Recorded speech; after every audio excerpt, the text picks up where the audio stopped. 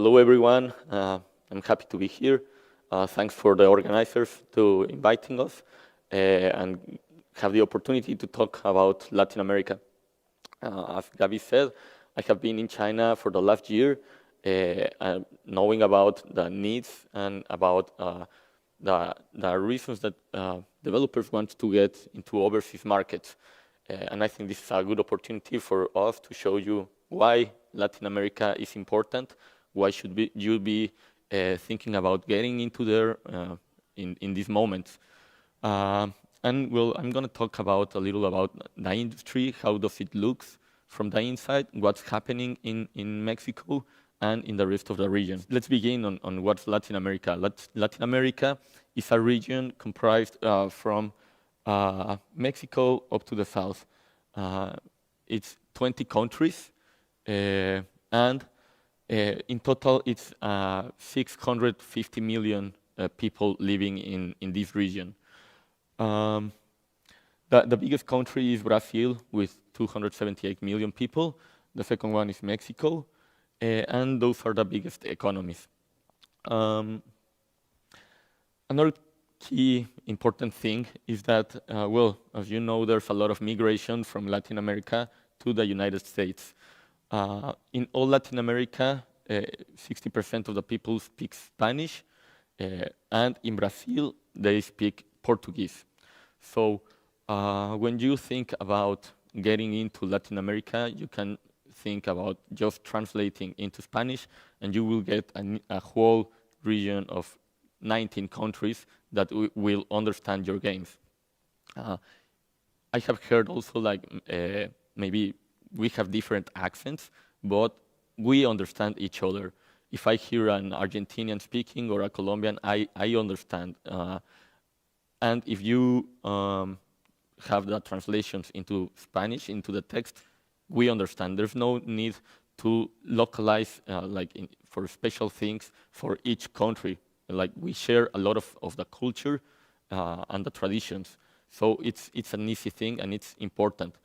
Sometimes I hear that you want to go overseas and you go to Southeast Asia, but you need to translate into so many languages. Or into Europe, it's a lot of languages that you have to do. But Latin America is easy to do that. And Brazil is for Portuguese. Another important thing is that of this migration that goes to United States, 20% of the population in United States is Hispanic. They understand Spanish also. So we have a lot of influence into that market too. Sometimes it's also, well, not sometimes, but it's much cheaper to launch into Mexico, for example, or to get users from Mexico to test the games there, and then launch into United States for the Spanish people that live there. So this is how many players are already playing in the mobile industry. We are almost the same size as North America. Latin America is very important in these moments because it is the region that is growing the most in terms of economy. Latin America and the Caribbean islands have a compounded annual growth rate of 3.2%, that if you compare it with the rest of the world, is 50% higher. So even if it's low right now, it's growing much more than the developed economies or the rest of the world. So it's a good opportunity because this just means growth and opportunities to get revenues from there. This is the game revenues from Newzoo forecasted for the last year. The biggest economy for the games market is Brazil with $1.46 billion. The next one is Mexico, then Argentina, Colombia, and Chile. Even as if Brazil is bigger, it's very similar to the Mexican market. If you see, it's just a couple hundred billions of difference. But the difference is that Mexico has half the population. And this is the forecast of how it's going to be growing. There's no other region that comes close to Latin America in terms of growth potential. This is important because as you get there sooner, is the best because there's going to be a lot more users spending money in the games. Now, let's talk about the smartphones penetration. As also like Southeast Asia, there's more than 100% penetration in many of the countries. And right now, the smartphones are almost in some of the countries, 1/3 of the market. That's also meaning growth, right? Like just last year, at the end of the last year, smartphones were selling more than feature phones. So the shift is already there, and it's a good moment to go. Mexico is leading in terms of smartphone penetration, and that's the reason why I'm going to talk a little more about Mexico than the other regions. By 2020, Latin America will have the second highest installed base in the world of smartphones. So that's where you should be focusing now for your games. In terms of mobile operators, there are mainly 5 big mobile operators. The biggest one is America Mobile. Have you heard about the richest man in the world? He's the owner of America Mobile, which has 2 brands. In Mexico, it has the name Telcel, and in the rest of the countries, it's called Claro. For the rest is Telefónica, which has the brand Movistar, and Telecom, which is Italian, Oi, which is Portuguese, and Tigo, which is also Italian. This is the share, well, this is how many users has each country, has each mobile carrier in each country. As you can see, the red ones are the ones from America Mobile, and Telefónica is with the green ones. In Brazil, you can see that there is like a similar market share for the 4th biggest mobile operators. In Mexico, there is a clear monopoly by Telcel or America Mobile. And in the rest of the countries, it's also similar than Brazil. But mainly, it has 4 mobile operators that are leading the market. Now, when I speak with people like where to approach, like how we can get into Latin America, there are not so many companies yet, but there is the need to get there because the opportunities that this brings. These are the companies that have actually offices in Latin America. This is the biggest ones, and sometimes I get asked like about publishers. There's still no publishers in Latin America that are focused. Maybe Gameloft is the biggest one that really distributes mobile games, but the rest of them are more into the console market. As you can see in this slide, this is how many companies or game studios are in each country. It's a nascent industry. There are not so much, but it is growing. People are getting experience on developing, but mainly it's just young studios. Brazil has the largest industry about gaming developing, but they are not doing as well as in Argentina. I think Argentina has a very successful cases of games. For example, Apalabrados or Trivia Crack, which has been a dominant game in the last year. Mexico and the rest of the countries are more into the console game development than into the mobile. Sometimes also they prefer to work for hire and creating advert gaming. You know, like Coca-Cola, this needs a game, and they produce it. Now, as I was telling you, Mexico is it's part of North America. We have a lot of influence into them, and we share a lot of the culture too. This is important because, as I was telling you, it's easier to we play games from the United States. Like mainly all Latin America has been playing games from North America. So if you think about launching and you don't have yet a Spanish version, we can also understand the English because we have always been playing games in English. But it's important, or it's better if you can translate them. This is how the population of video gamers has growth in Mexico. We have been playing like since the first games were launched. Since the first consoles and the arcades. And I think there's even more gamers right now than people with smartphones.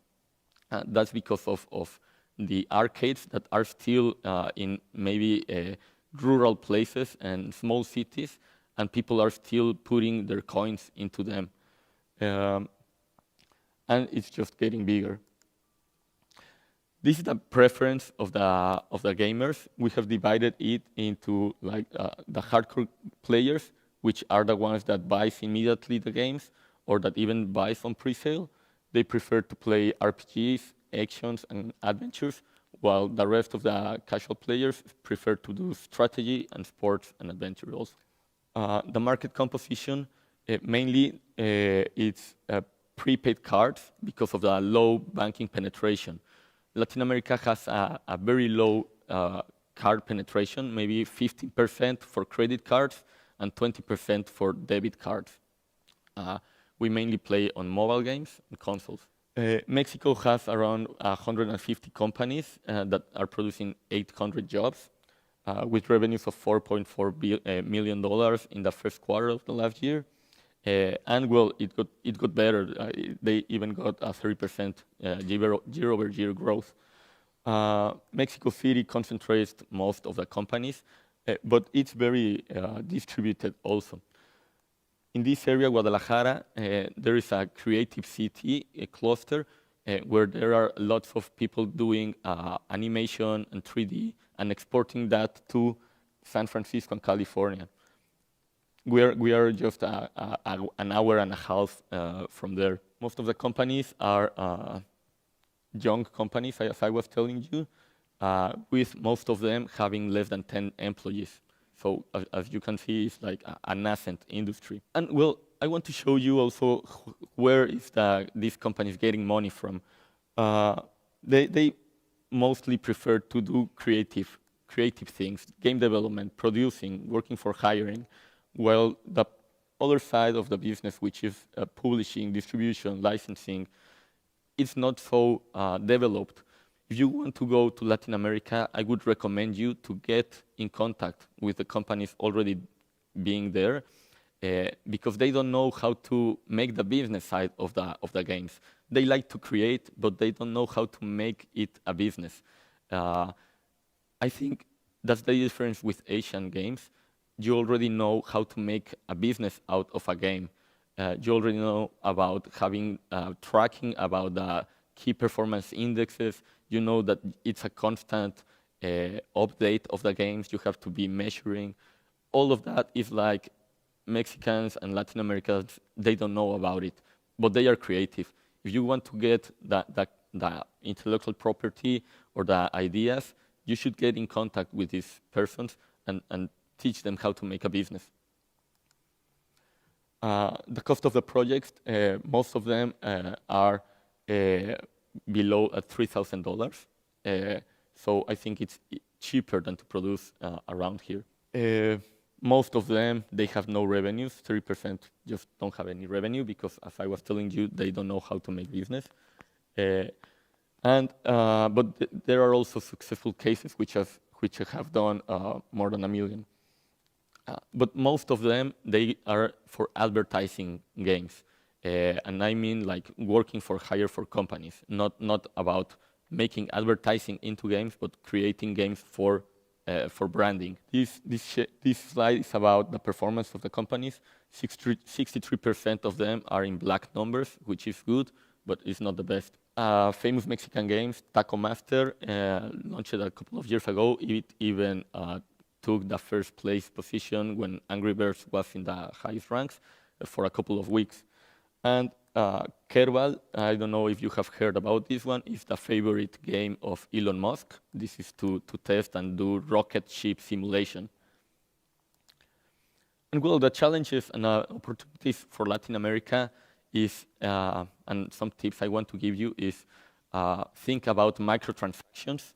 You have to think about, you cannot ask a user to pay $2 because you will spend all the money he has in his balance account. You have to think about transactions 50 cents, $1 or even less. I was talking with Rohit about from 99 Games. He just told me that they slashed their prices in Brazil, and just in the third day of it, they got into the top 10 revenues from the stores. So slashing the prices is what you have to think about. Microtransactions. You have to think about getting in contact with people in the region. It's easy together. There are several associations of video games to get a little insight and to get ideas from them. And also partnering into making a business.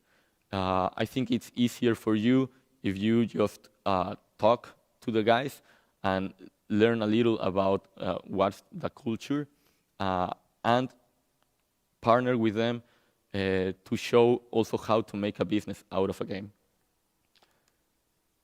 I come from Naranja. We are a mobile internet company doing solutions for the industry for 13 years. We have developed Naranja Market, which is an app store in the region, present in 19 countries. We have created also Naranja Pay, which is a direct carrier billing solution. Google Play only accepts credit cards, so through our systems you can have the direct carrier billing. And we also have Naranja Ads, which is a user acquisition traffic channel.